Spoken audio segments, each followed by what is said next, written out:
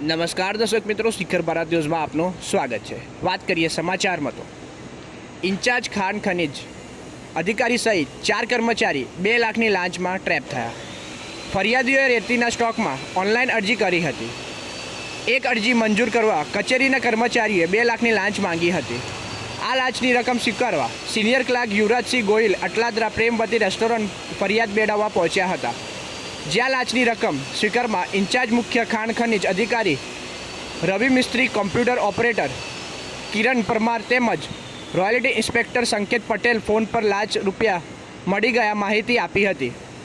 Senior clerk Yuvrajsinh Gohil ધરપકડ, in charge ભૂષ Shastri સહિત 2 ફરાર। રેતીના સ્ટોકમાં ઓનલાઈન થયેલ અરજીને મંજૂર કરવા ખાણ ખનીજ વિભાગના ભ્રષ્ટ અધિકારી ફરિયાદ પાસે 2 લાખની લાંચ માંગી હતી। લાંચની રકમ મળી જતાં યુવરાજસિંહ તેઓમાં ઇન્ચાર્જમાં ભૂષ શાસ્ત્રી, રવિકુમાર મિસ્ત્રી, રોયલ્ટી ઇન્સ્પેક્ટર સંકેત પટેલ અને આઈટી એક્ઝિક્યુટિવ કિરણ પરમાર પૈસા મળી ગયા હતા।